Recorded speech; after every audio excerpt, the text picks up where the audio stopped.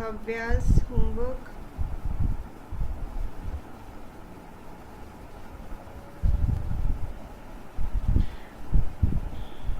बच्चे आप भी भव्या 4th पार्ट चेक कीजिए एक बार, इलस्ट्रेशन 8 का. Then let me check Saniya's homework.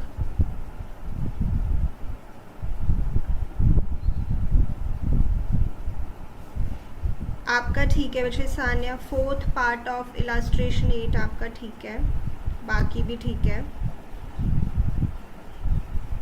Then अक्षत का चेक करते हैं.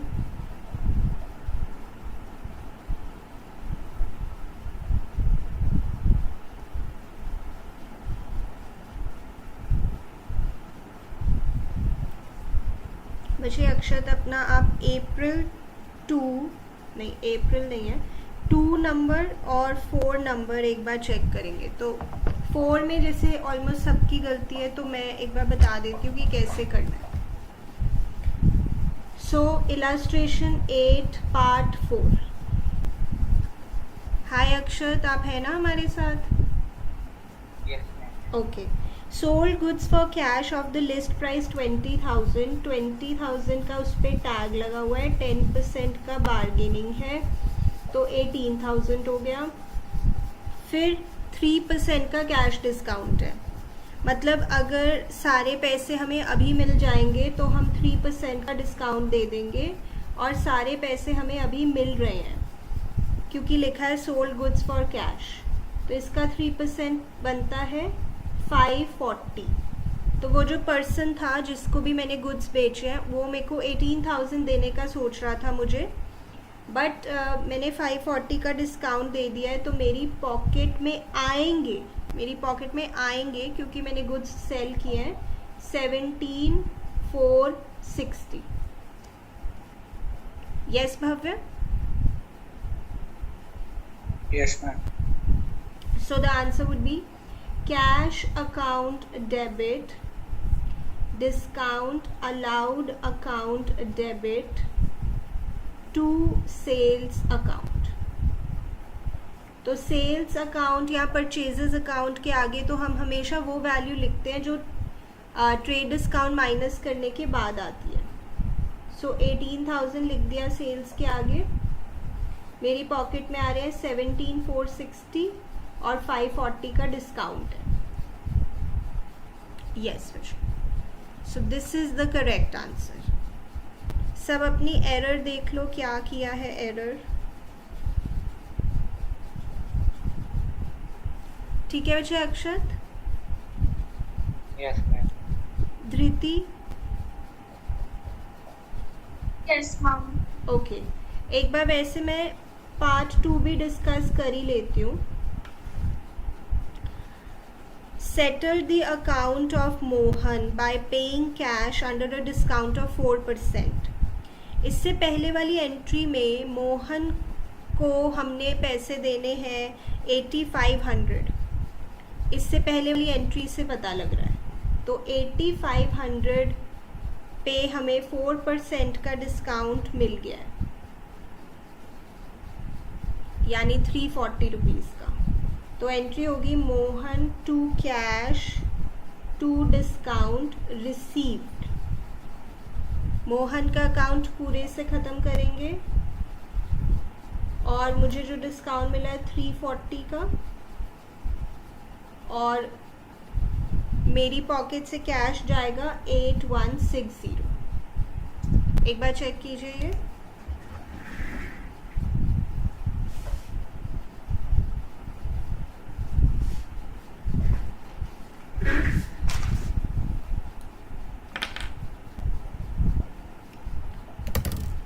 यस बच्चे, इज इट ओके? अब मैं आप सबका अगला भी चेक कर देती हूँ.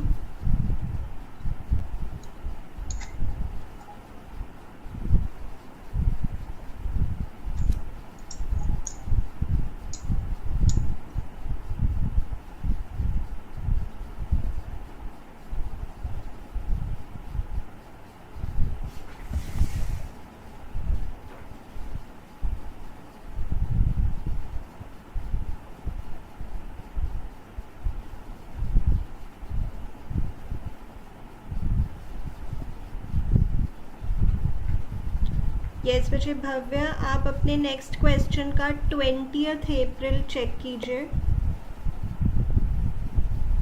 और 21st भी।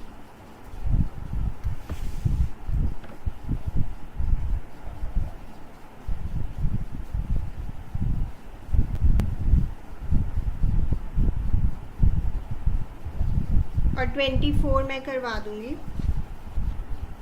वो आपने छोड़ा हुआ है।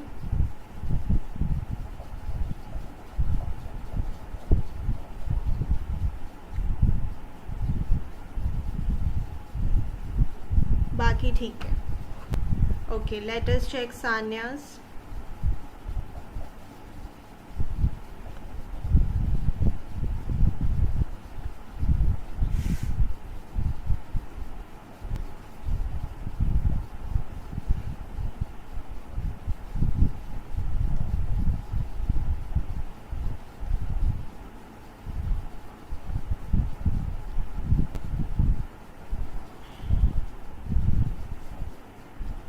यस, आपका ठीक है, अप्रैल 20th।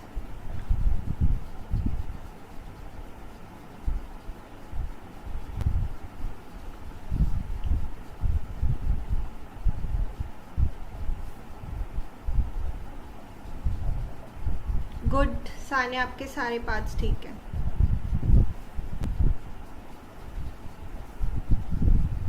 देन धृति,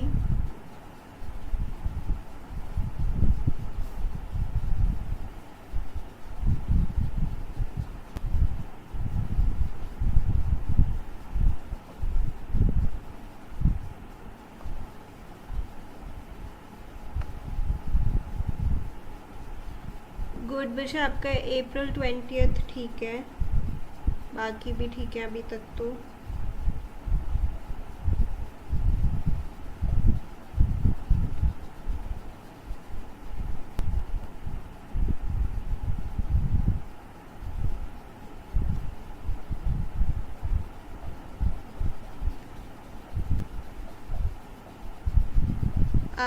अप्रैल 26 में ना आपने सब ठीक किया है, सिर्फ जो कॉलम्स हैं कैश और डिस्काउंट रिसीव्ड की जो वैल्यूज़ है वो आपने गलत कॉलम में लिख दी है, वो चेक कीजिए।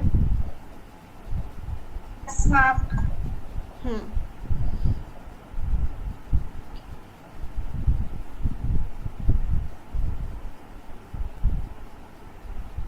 Rest everything is okay, good. अब अक्षत का चेक कर रहे हैं।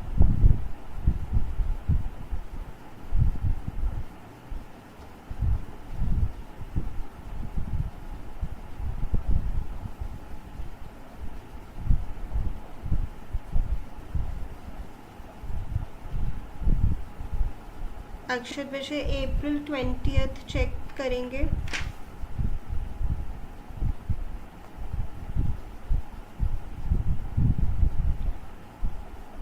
अप्रैल 21 की मुझे आपकी एक ही दिख रही है आकृति, बट हमने शिखा को भी सेल्स की है। वही है, वो एक ही रखी जी, ये कर दी थी मैम जो दूसरा पार्ट था।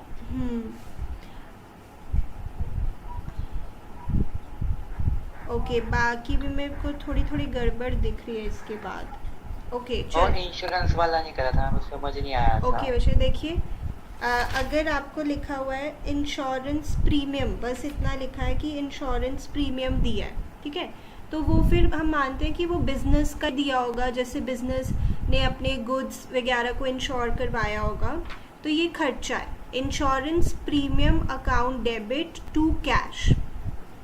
पर अगर लाइफ इंश्योरेंस प्रीमियम है, लाइफ इंश्योरेंस प्रीमियम को हम हमेशा हमेशा क्या मानते हैं अक्षत, अगर आपको याद है पिछला ड्राइंग्स, क्योंकि हम मानते हैं कि उसकी जो लाइफ है ओनर की वो उसका पर्सनल मैटर है। तो जैसे यहाँ पे अप्रैल 25 में आपको इंश्योरेंस प्रीमियम फॉर प्रोप्राइटर दिया है, तो वो ड्राइंग्स है, drawings to cash.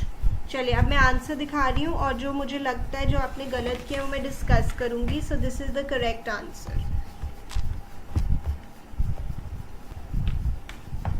Cash account debit, furniture account debit, stock account debit to capital account, Pratap to sales, sales return to Pratap, cash debit, discount allowed debit to Pratap, furniture to cash, purchases to Sahdev, Sahdev to purchases return. अच्छा, एक इसमें गलती हुई थी अप्रैल 20 में, इसमें लिखा था cleared the account of Sahdev by paying cash at discount of 5%. तो इसका क्या मतलब है बच्चे कि हमने सहदेव को जो पैसा देना था दे दिया और हमें 5% का डिस्काउंट मिला है. तो पहले तो हमें देखना पड़ेगा कि हमने सहदेव को कितना पैसा देना था. इस एंट्री से पता लग रहा है कि हमने 44,000 देना था सहदेव को, बट हमने उसको कुछ सामान वापस कर दिया 3520 का. तो अब हमने भव्य उसको कितने पैसे देने हैं? 40,480. करेक्ट, 40,480 देने हैं, जिसपे हमें 5% का डिस्काउंट मिल गया है. तो उस पे हमें 5% कैलकुलेट करना है, वो आएगा 2024. पहले आपको ये वैल्यू निकालनी है कि हमने उसको कितने रुपए देने हैं, जो कि निकालना इजी है. 44,000 माइनस 3520, हमने सहदेव को 40,480 देने हैं, पर उस पर हमें 5% का डिस्काउंट मिल गया है. तो हमारी पॉकेट से बाकी जो बच गए उतने रुपए चले जाएंगे, 38,456. ठीक है. इसके बाद आकृति और शिखा को हमने एक ही दिन पे सेल्स की है. आप चाहे तो इसको अलग अलग दिखा सकते हैं, बट ज़रूरत क्या है, एक ही में दिखा दो. Akriti debit, Shikha debit to sales. Okay. फिर उसके बाद इस एंट्री में था अप्रैल 24, रिसीव्ड फ्रॉम आकृति 19,600 इन फुल सेटलमेंट. तो बच्चे जब भी फुल सेटलमेंट वर्ड लिखा होता है यानी कुछ ना कुछ डिस्काउंट की बातें हैं. जैसे आकृति से हाँ जी, वहाँ पे लिखा हुआ था कि पेड इंश्योरेंस प्रीमियम, नीचे लिखा हुआ था 1,600. वो इसके साथ है या अलग था, वो समझ नहीं आया. एक्चुअली बच्चे वो डेट, ये जो डेट है ना ये सेम है, बट एंट्री अलग अलग ही करनी पड़ेगी क्योंकि मतलब रिलेटेड नहीं है ये बातें. यस मैम, बस इसमें कंफ्यूज था, वरना ये आता था ऊपर. जी फुल जी सेटल. या आई नो, ये आपको आता था क्योंकि this is easy. So basically April 24 को दो बातें हुई हैं, एक तो हमें आकृति से पैसे मिले हैं और एक हमने इंश्योरेंस प्रीमियम दिया. ठीक है. तो आप भी देख रहे हो ना अक्षत? Yes ma'am. आकृति से हमें 20,000 लेने थे, बट हमको 19,600 मिले हैं फुल सेटलमेंट में, मतलब अब और नहीं मिलेंगे, यानी मैंने उसको डिस्काउंट दिया है, डिस्काउंट अलाउड. राइट. इसके बाद इंश्योरेंस प्रीमियम या इंश्योरेंस एक्सपेंसेस अकाउंट डेबिट, और जो प्रोप्राइटर वाला है उसके लिए ड्राइंग्स अकाउंट डेबिट. उसके बाद अप्रैल 26. Excuse me, ma'am. यस बच्चे. I'm in insurance premium. Can we use the bank account? Can we use the bank account? Yes, ma'am. But they've not written cheque. वैसे तो बच्चे रियल लाइफ में, अगर मैं real life की बात करूँ तो इंश्योरेंस प्रीमियम हम चेक से ही पे करते हैं, बट हमें इतना नहीं अभी सोचना, अगर वो चेक लिखेंगे तभी हम बैंक से करेंगे. ठीक है. Yes, ma'am. ओके. ये ड्राइंग्स आ गया. देन अप्रैल 26 भी थोड़ा ध्यान से करने वाला था, बट हमने उस तरह के क्वेश्चन सब काफ़ी प्रैक्टिस कर ली है. 16,000 में से पहले आप ट्रेड डिस्काउंट माइनस करोगे 10% का, वो निकलेगा 14,400. फिर उस पर हमें डिस्काउंट मिलेगा 2% का कैश डिस्काउंट. यस भव्य विषय, ये तो ठीक था आपका, है ना? यस.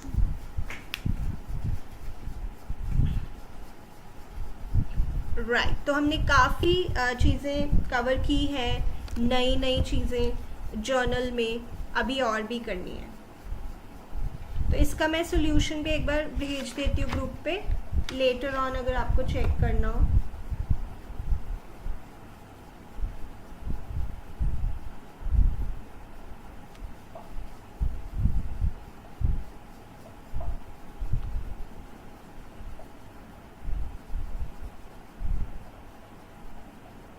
ओके. चलिए बच्चों, अब हम आगे बढ़ते हैं। कुछ नई बातें, कुछ पुरानी बातें ही रिवाइज करेंगे। तो लास्ट क्लास में हमने कुछ बहुत इम्पोर्टेंट किया था। क्या किया था हमने कि पहले हमें लिस्ट प्राइस दिया होता था, उसमें से हम ट्रेड डिस्काउंट माइनस करते थे, फिर जो आता था उसके हम 2 टुकड़े करते थे, जैसे 60% पैसा राइट नाउ और 40% पैसा लेटर ऑन। फिर 60% और 40% निकाल लेते थे, कुछ भी हो सकता है, 50% भी हो सकता है। फिर जो पैसा राइट नाउ हो रहा है उस पे हमें कैश डिस्काउंट मिलता था। अब डिपेंड करता है सेल्स है या परचेजेस है, उस पर डिपेंड करेगा कि मेरे पास पैसे आएंगे या पैसे जाएंगे। तो एक क्वेश्चन हम वैसा ही रिवाइज करने के लिए करते हैं, क्योंकि अभी बीच में संडे आ गया था, तो एक बार रिवाइज करने के लिए हमें करना चाहिए।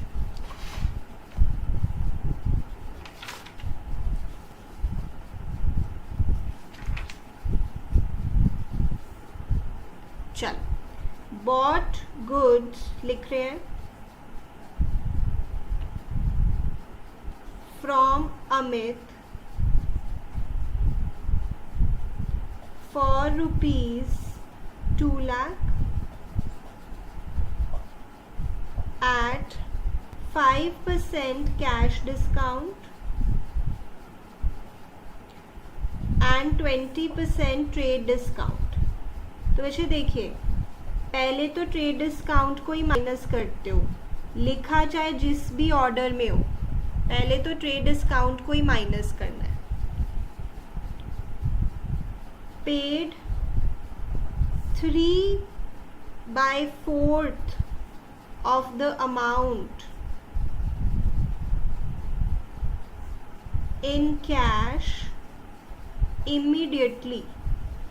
अब एक बार आप ट्राई कीजिए पहले से, मुझे उम्मीद है कि आप कर सकते हैं।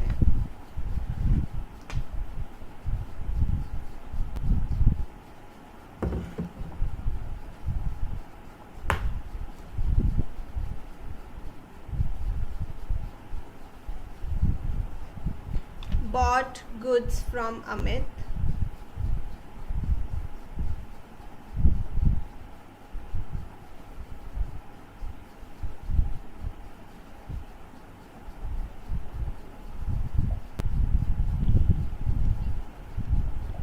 you can refer to your previous class, उस तरह से करना है।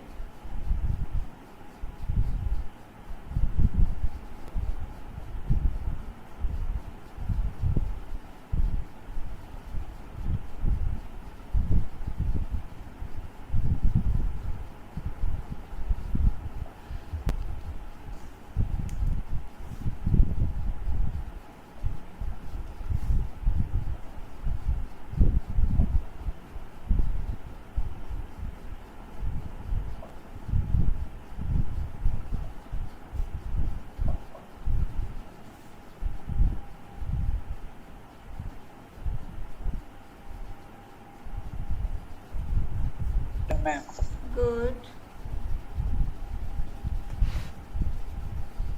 अक्षत, आप भी ट्राई कर रहे हैं ना बच्चे?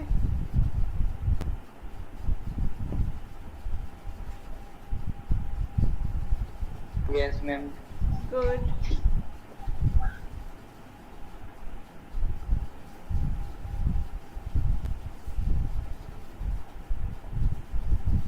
मैम जो 5% कैश डिस्काउंट है वो 3/4 वाले कैश में से निकालना है। यस बच्चे, 3/4 करके जो आएगा उस पे हमें कैश डिस्काउंट लगाना है, क्योंकि उतने पैसों का लेन देन अभी हो रहा है।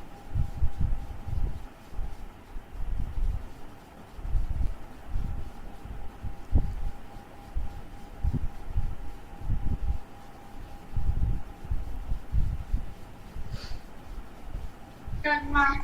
Good Done. गुड। चलिए डिस्कस करते हैं। धृति विषय हो गया? Yes, ma'am. ओके।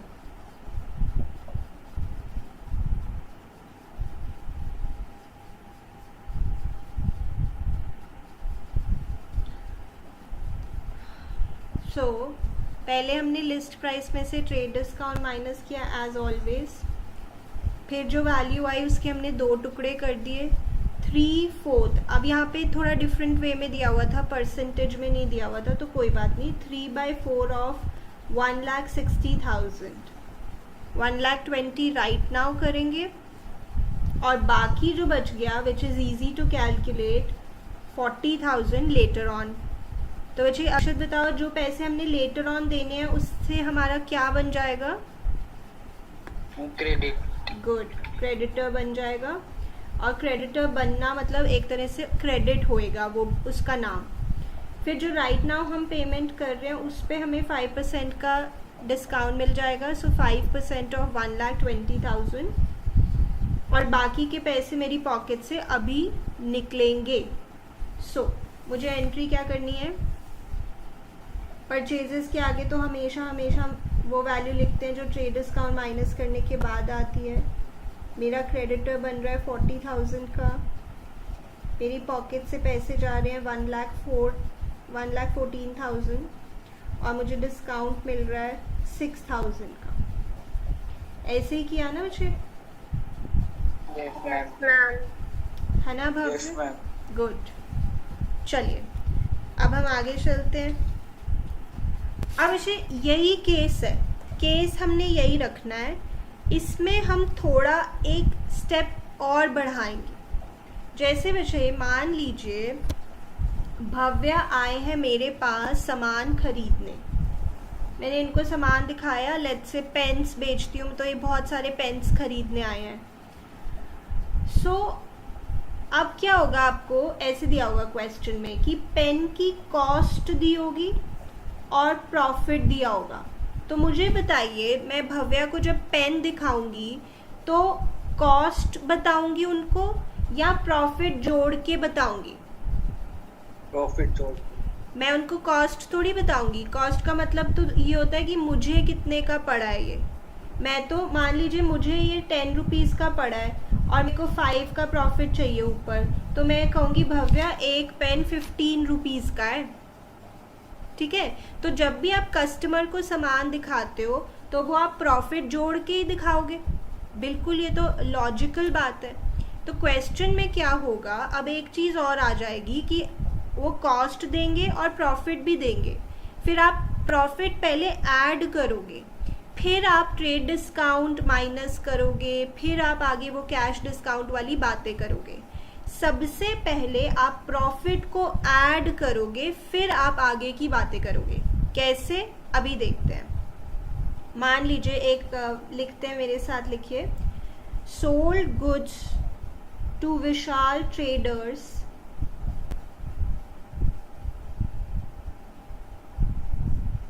कॉस्टिंग ₹40,000। देखो ये कॉस्ट है, पर मैं कॉस्ट पे थोड़ी दिखाऊंगी कस्टमर को सामान। एट 25% प्रॉफिट, तो पहले मैं प्रॉफिट जोड़ूंगी, फिर मैं कस्टमर को दिखाऊंगी, फिर कस्टमर बार्गेनिंग करेगा। तो बताइए बच्चे, भव्या बार्गेनिंग 10 रुपीज़ पे करेंगे या 15 रुपीज़ पे? 15, बिकॉज उनको तो शायद 10 पता भी नहीं होगा। उनको थोड़ी मैं हर किसी कस्टमर को थोड़ी बताती हूँ कि मैंने कितना प्रॉफिट कमाया है, ये तो पता ही नहीं है भव्या को, तो वो तो इसी पे बार्गेनिंग करेंगे। So allowing 10% trade discount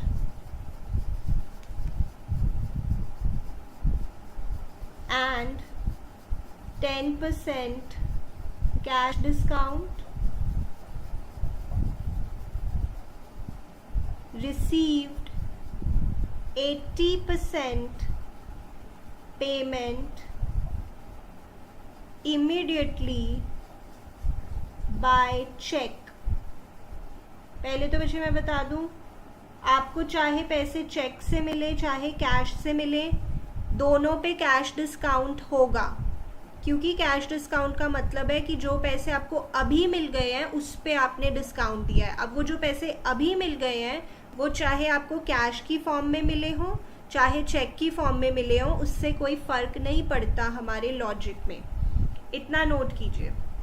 Sold goods to Vishal Traders costing rupees 40,000 at 25% profit, allowing 10% trade discount and 10% cash discount. Received 80% payment immediately by check. अब देखो कैसे करना है. तो सबसे पहले 40,000 में मैं क्या ऐड करूंगी बताइए. 25%. यस, प्रॉफिट ऐड करूंगी. फिर मैं कस्टमर को वो दिखाऊंगी सामान. अब इट इज़ वेरी इजी, बताओ कितना निकलेगा. 50,000. हाँ, ये टोटल 10 निकल गया. तो 50,000 का सामान मैंने दिखाया अपने कस्टमर को जिसका नाम विशाल ट्रेडर्स है. बस अब सीधा नॉर्मल जैसे करते हो, इस पे आप पहले ट्रेड डिस्काउंट माइनस करो तो कितना आ गया.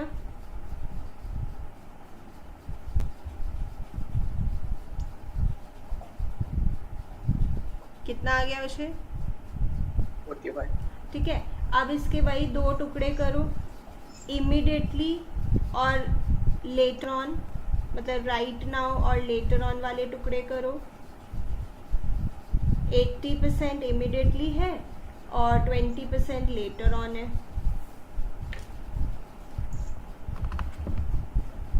तो एक स्टेप हमने बढ़ा दिया इसमें, विच इज प्रॉफिट जोड़ने वाला. ऑफ कोर्स 20% आएगा 9,000 और वो कितना आएगा 36,000.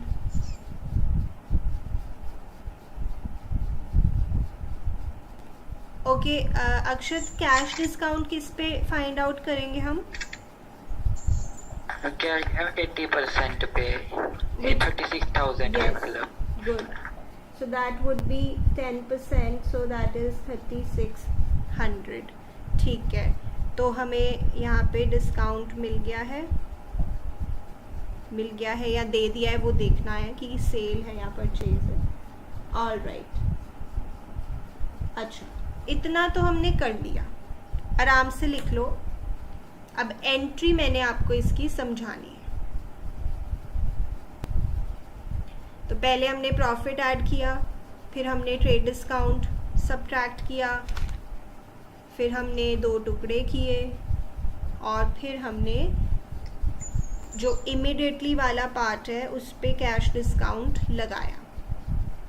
ओके धृति बताइए, जो लेटर ऑन वाला पार्ट है 9,000, इतने से मेरा कौन बनेगा.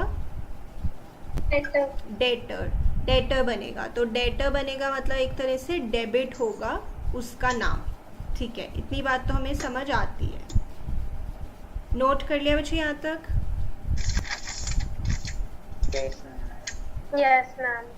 Yes ma'am. गुड.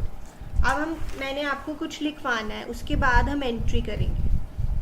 तो बच्चे ये जो प्रॉफिट हुआ है 10,000 रुपये का, ध्यान से सुनिएगा, ये जो प्रॉफिट हुआ है 10,000 रुपीज़ का, इसे हम अपनी बुक्स में अलग से शो नहीं करते. बिकॉज जब हम सेल्स वर्ड यूज़ कर रहे हैं तो उसका मतलब ही है कि उसमें प्रॉफिट इंक्लूडेड ही होगा. ये काइंड ऑफ ऑब्वियस ही है. फिर से, जो प्रॉफिट होता है गुड्स के बेचने पे, उसको हम एंट्री में अलग से शो नहीं करते. आपको लग सकता है कि नहीं मैम शो करना चाहिए, प्रॉफिट इतनी इम्पोर्टेंट बात है. ठीक है, इम्पोर्टेंट बात है और इसको हम आगे के चैप्टर्स में जब कुछ और अकाउंट्स बनाएंगे शो करेंगे भी. ऐसा नहीं कि इसको बिल्कुल ही नहीं शो करेंगे. बट जर्नल एंट्री में हम जब सेल्स अकाउंट वर्ड खोलते हैं तो उसका मतलब ही होता है कि प्रॉफिट ही होगा. जैसे अभी बच्चे जितनी भी आपने एंट्रीज की है पीछे भी, इसी कॉन्सेप्ट की अगर मैं बात करूँ, यहाँ पे जैसे ये था एक sold goods to Vishal traders, आपको नहीं लगता कि यहाँ पे भी प्रॉफिट पे तो बेचा ही होगा. कोई बिजनेस इतना भोला भाला तो है नहीं कि कॉस्ट पे सामान बेच देगा. हमेशा सेल्स किस पे होती होंगी, प्रॉफिट पे. हाँ, कुछ एक्सेप्शनल सिचुएशंस हो सकती हैं जब शायद प्रॉफिट ना हो, बट 90% केसेस में तो प्रॉफिट होता ही होगा. यहाँ कौन सा हमने बिना प्रॉफिट के ही बेचा होगा. तो प्रॉफिट तो हमेशा होता ही है सेल के वक्त, आप ये मान के चलें, बट हमने उसको अलग से शो नहीं किया था जैसे। तो हम प्रॉफिट को अलग से शो नहीं करते जर्नल एंट्री में अगर हमने गुड्स बेच के प्रॉफिट कमाया है, क्योंकि जब हम सेल्स अकाउंट खोलते हैं तो उसका मतलब ही होता है कि उसमें प्रॉफिट इंक्लूडेड होगा।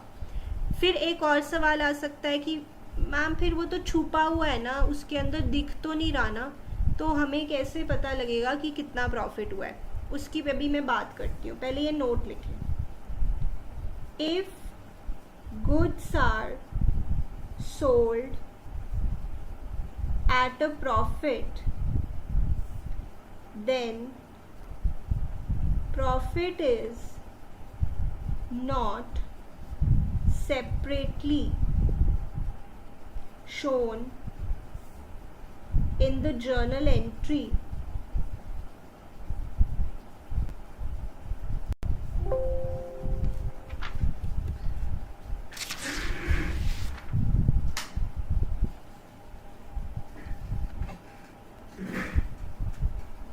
as it is understood that sales account is inclusive of profit। कि ये ऑब्वियस है कि सेल्स अकाउंट वर्ड अगर हम यूज़ कर रहे हैं तो उसमें प्रॉफिट अपने आप ही रिफ्लेक्ट हो रहा होगा। ओके, अब आपके मन में यही होगा कि मैम वो ठीक है उसमें होगा रिफ्लेक्ट, बट पता तो नहीं लग रहा ना एग्जैक्ट वैल्यू कितनी होगी, हमें दिखाना चाहिए अलग से। तो इसका आंसर है कि जब मैंने जैसे पेन्स मैंने कहीं से खरीद के बेचे हैं सपोज, तो मैंने खरीदे थे लेट्स से 10,000 के, तो मैंने ये एंट्री की होगी purchases to whatever cash, और जब मैंने बेचे हैं तो मैंने ये एंट्री की होगी, और लेट्स से मैंने 12,000 पे बेचे हैं, तो बताओ प्रॉफिट क्या रिफ्लेक्ट हो जाएगा अपने आप? यस मैम, कितना? 2000। यस, तो प्रॉफिट अपने आप एंट्रीज जब हम सारी रीड करेंगे तो रिफ्लेक्ट हो जाएगा, इसलिए उसकी आप चिंता नहीं करेंगे, उसको आप अलग से शो नहीं करेंगे। Whenever goods are sold at a profit, profit is not separately shown in journal entry, as it is understood that sales account is inclusive of profit, it contains profit, and when we'll read all the entries we will come to know कि profit कितना है। तो अब सवाल उठता है कि जो अभी हमने क्वेश्चन किया उसकी एंट्री कैसे करनी है? बहुत ही ज़्यादा सिंपल है, प्रॉफिट को अलग से तो शो करना नहीं है। अच्छा, चेक से पैसे मिले हैं तो कौन सा अकाउंट खोलेंगे? Bank account. यस बच्चे, चेक और बैंक में कंफ्यूज नहीं होना, कैश और बैंक का ट्रीटमेंट सेम है, सिर्फ कैश वर्ड आ जाता है या बैंक वर्ड आ जाता है डिपेंडिंग ऑन चेक या कैश। तो simple, bank account debit, discount हमने यहाँ दिया है या हमें मिला है? दिया है। So discount allowed account debit, यहाँ पे हमारा कौन बन रहा है? मतलब Debtor। हाँ, डेटर बन रहा है, डेटर बन रहा है यानी डेबिट करेंगे विशाल ट्रेडर्स को, बिल्कुल पहले जैसी एंट्री है। 2, अक्षर बताना क्रेडिट पे कौन सा अकाउंट खोलेंगे?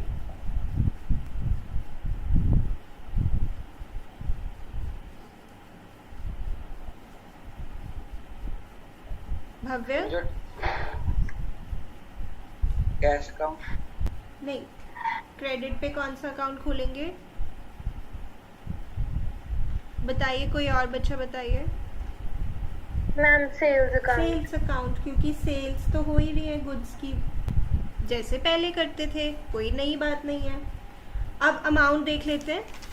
चेक की फॉर्म में मुझे मिले होंगे 32,400 रुपीज़। देखिए, ना ट्रेड डिस्काउंट को हमने अलग से शो करना है, ना प्रॉफिट को हमने अलग से शो करना है, ठीक है।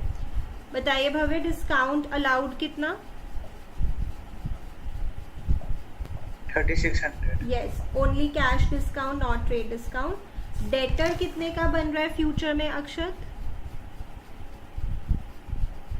9000। यस।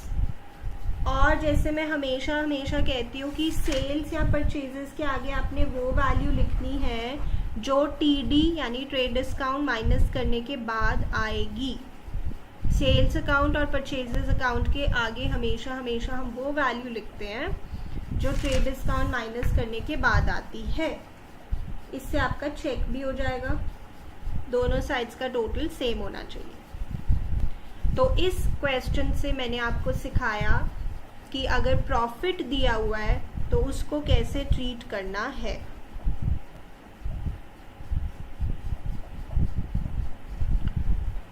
नोट कर लीजिए, फिर हम प्रैक्टिस करते हैं।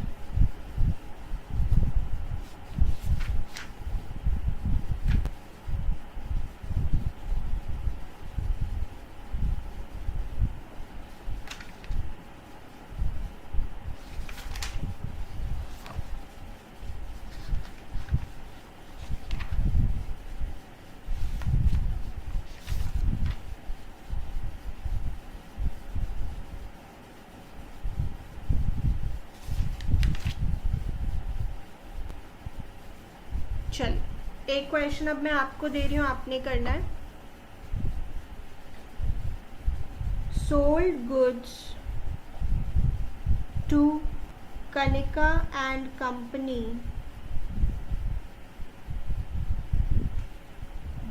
Costing ₹1 lakh at 20% profit. Excuse me, ma'am. Yes, Vishay? Ma'am, like in this question, there is profit. Can there be loss also? There can be, but आपके ना क्वेश्चंस में कभी लॉस देंगे नहीं। रीज़न बीइंग कि जैसे बिजनेस स्टडीज़ में भी आप जब बिजनेस की डेफिनेशन पढ़ेंगे तो आप उसमें पढ़ेंगे कि बिजनेस जो भी होता है वो प्रॉफिट मोटिव से कमाया मतलब किया जाता है। हाँ, ज़रूर लॉसेस भी हो सकते हैं, बट क्वेश्चन में एज सच वो कभी लॉस देंगे नहीं। बट चलो मान लिया अगर दे दिया तो आपने उसको सब्ट्रैक्ट कर देना है बस, ठीक है? Okay, ma'am. या allowing 10% trade discount and 5% cash discount. And last line, Kanika and company made 40% payment immediately by cheque. Akshat, मुझे आपसे आंसर चाहिए, अच्छे से बताना, ठीक है? अभी आप 2 मिनट्स ले लो इसके लिए।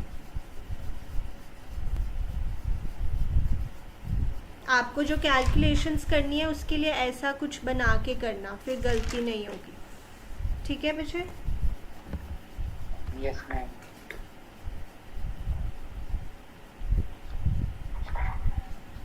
सभी बच्चे करेंगे अच्छे से।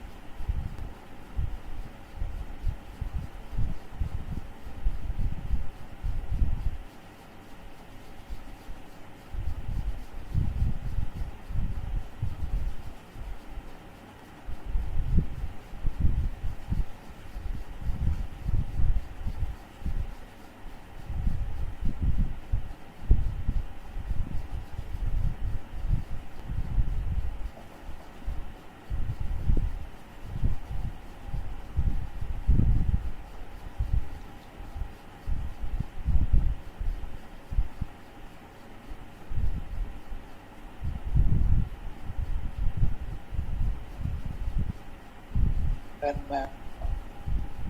गुड.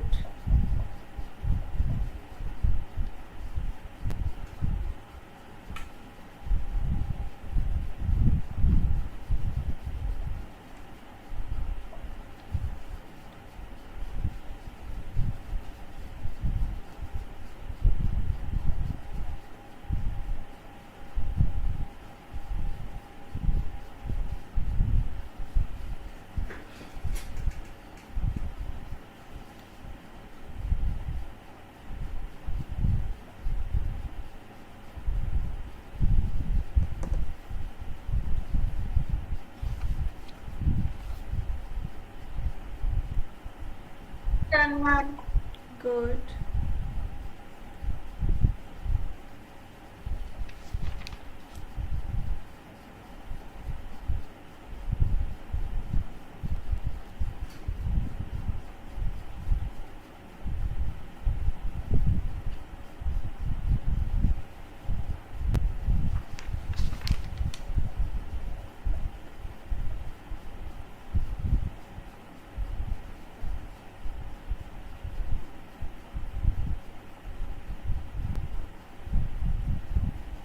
यस अक्षत हो रहा है मुझे. Yes, ma'am. 2 minutes. Okay.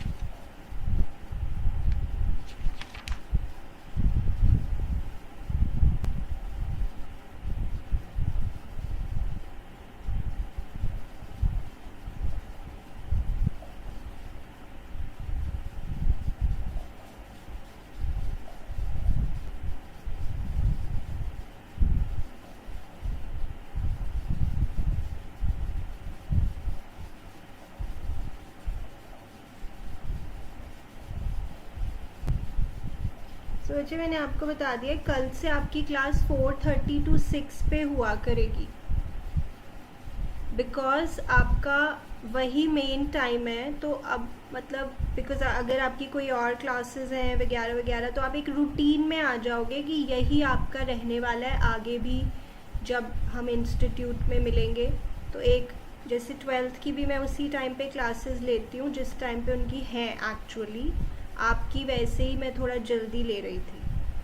So 4:30 to 6 आपकी ट्यूसडे ऑल्टरनेट्स पे क्लास हुआ करेगी. Tuesday, Thursday, Saturday. कल होगी of course Tuesday, then Thursday, Saturday, और लंबी थोड़ी क्लास हुआ करेगी.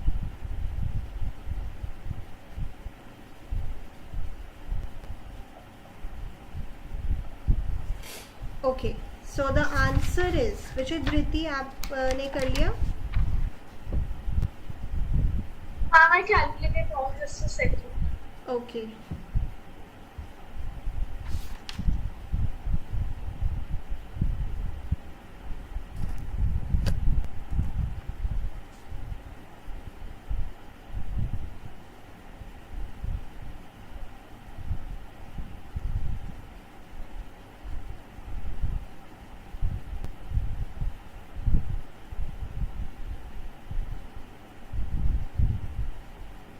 Done, ma'am. Right. Done. Good. चलो अक्षत हो गया विषय. Yes, ma'am. अच्छा बताएं बैंक अकाउंट डेबिट के आगे कितना.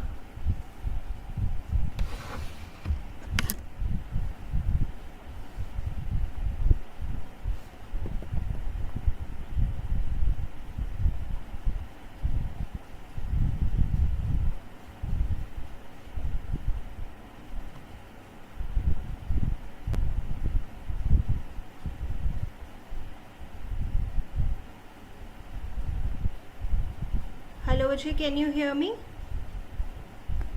Yes, ma'am. हाँ मेरा शायद कनेक्शन चला गया था. ओके. बैंक अकाउंट डेबिट के आगे कितना. 41040. Very good. डिस्काउंट अलाउड के आगे.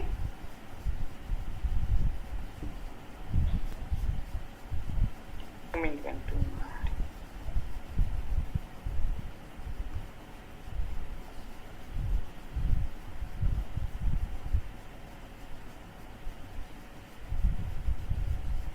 $2160. गुड. कनिका एंड कंपनी के आगे. Ma'am,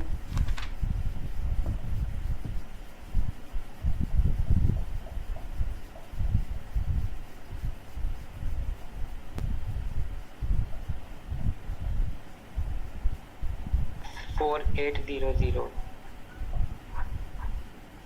थोड़ा सा गड़बड़ हो गया, फिर से बताइए।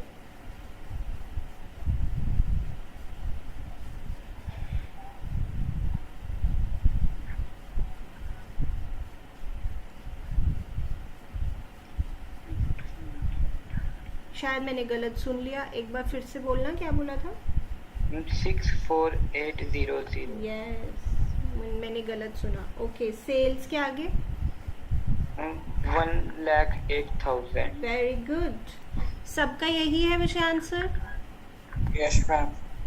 Good. Sanya, Dhriti? Yes, ma'am. Yes, ma'am. Good. चलिए, कॉन्सेप्ट लिखते हैं। मैंने एक ग्रुप पे होमवर्क के लिए क्वेश्चन भेज दिया है, तो उसमें भी ये आएगा। अगर ऐसा लिखा हो, sold goods to Dilip of the list price of rupees 62,000 for rupees 60,000। Okay, तो कह रहे हैं कि हमने दिलीप को 62,000 के गुड्स 60,000 में बेचे, यानी एक तरह से डिस्काउंट है। बट आप बताइए, ये कैश डिस्काउंट है या ट्रेड डिस्काउंट है? कुछ लिखा ही नहीं हुआ। Trade discount. कैसे कह पा रहे हो बच्चे? आपने सही बताया, but how do you know? तो यहाँ बिकॉज पे लिस्ट प्राइस। यस, क्योंकि लिस्ट प्राइस से हम जो डिस्काउंट को रिलेट करते हैं वो ट्रेड डिस्काउंट ही होता है। तो हमें खुद समझ में आ जाएगा, अच्छा लिस्ट प्राइस से रिलेट किया हुआ है तो ये कुछ ट्रेड डिस्काउंट ही है। तो एंट्री सिंपल हो गई, Dilip to sales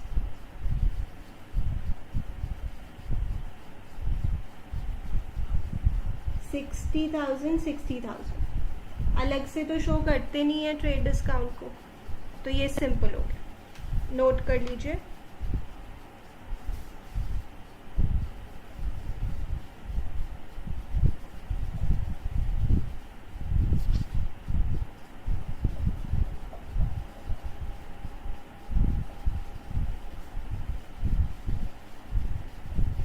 okay,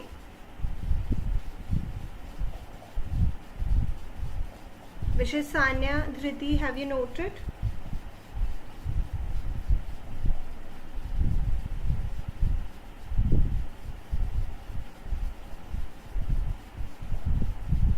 Yes, ma'am.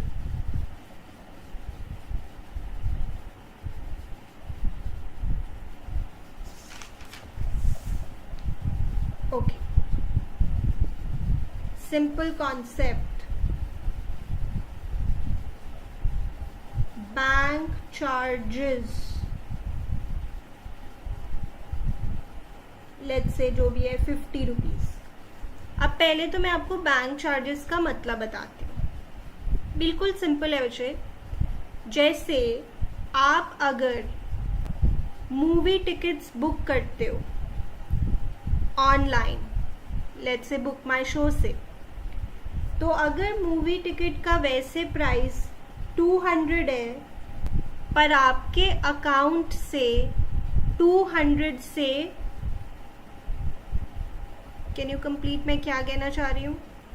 Movie tickets का वैसे प्राइस 200 रुपीज़ है, बट आपके बैंक अकाउंट से, जैसे आपने कार्ड से पेमेंट की, तो आपके बैंक अकाउंट से लेट्स से 210 रुपीज़ निकल गए।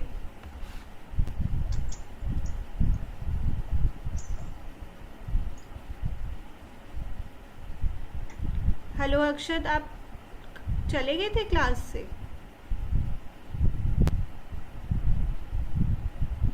फिर से सुनिए।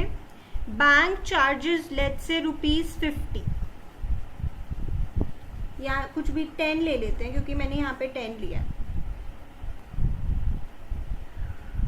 वैल्यू से कोई फर्क नहीं पड़ता, हम तो एंट्री सीख रहे हैं। तो मूवी टिकट्स है लेट्स से 200 रुपीज़ की, पर आपने जब पेमेंट की तो आपको मैसेज आया कि आपके अकाउंट से 210 रुपीज़ निकल गए, तो ये 10 रुपये किसके पास चले गए बच्चे? बैंक। हाँ, इसमें से कुछ बैंक के पास जाएगा, कुछ जैसे बुक माई शो के पास चला जाएगा, ठीक है। तो बैंक के पास चला गया लेट्स से 5 रुपीज़ और बुक माई शो के पास चला गया 5 रुपीज़, क्योंकि उनको भी तो पैसे कमाने हैं। तो बैंक चार्जेस का मतलब होता है कि बैंक जो आपको सर्विसेज देता है उसके लिए वो कुछ पैसे आपसे चार्ज करता है। Bank is charging for the services. ऐसे और भी बहुत एग्जाम्पल्स हैं। तो बैंक कोई नॉन प्रॉफिट ऑर्गेनाइजेशन नहीं होती है, तो वो भी आपसे कुछ पैसे चार्ज करता है आपके कोई भी सर्विस देने के लिए आपको। तो ये एक खर्चा है मेरे लिए, मैं तो बिजनेस के पर्सपेक्टिव से बात करूंगी। तो बैंक चार्जेस अकाउंट खुलेगा। तो बच्चे बताइए, पर्सनल, रियल या नॉमिनल?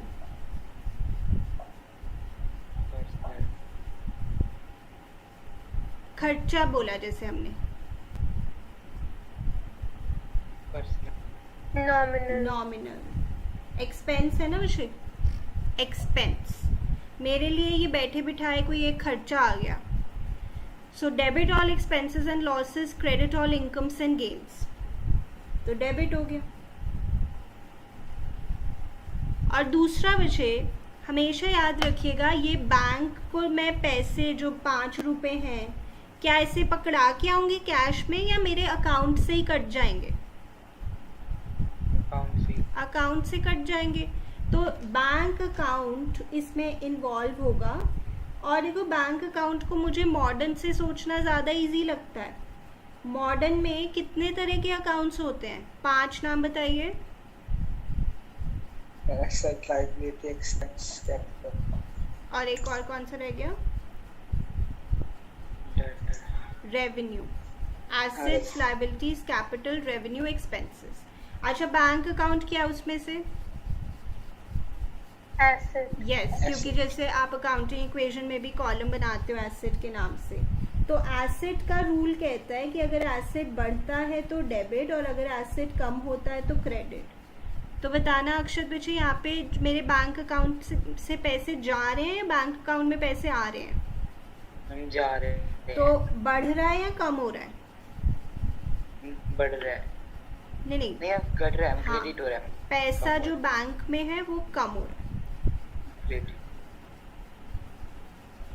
तो इसकी एंट्री हो जाएगी bank charges account debit to bank account. Bank charges account debit to bank account. अब मैं आपको एक ऐसा कंफ्यूज करने वाली हूँ ना, और वो कंफ्यूजन आप मुझे कल तक सोच के बताना कि कैसे हो गया। पहले यहाँ तक लिखो। यहाँ पे हमने बैंक अकाउंट को क्रेडिट किया है, ठीक है, मेरे बैंक अकाउंट से पैसे निकल रहे हैं, इट इज़ परफेक्टली फाइन। पर अब मैं आपको करूँगी कंफ्यूज, और आप पूरा टाइम आज सोचोगे माइंड में उसका आंसर, और आप मुझे कल की क्लास में उसका आंसर बताओगे।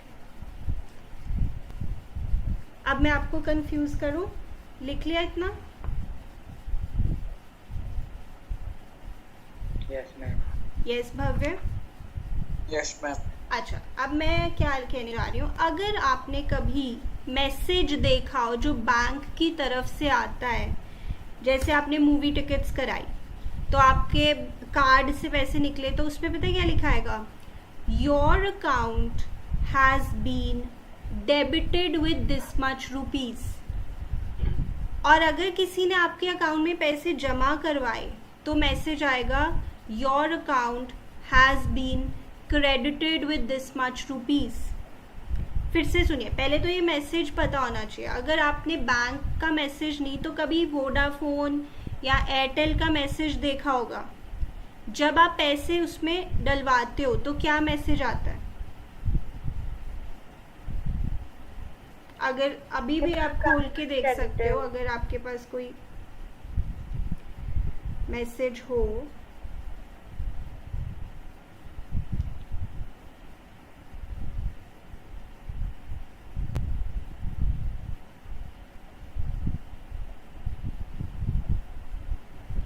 ओके बच्चे, एक ना बहुत इंपॉर्टेंट अपडेट आई है CBSE की तरफ से और मुझे उस पर वीडियो बनाना है, so I have to leave right now, एकदम से जाना पड़ेगा, मैं बाद में आपको कंफ्यूज करूँगी, होमवर्क कर लेंगे, ठीक है बच्चे, यहाँ तक यहीं पे क्लास ख़त्म कर रहे हैं।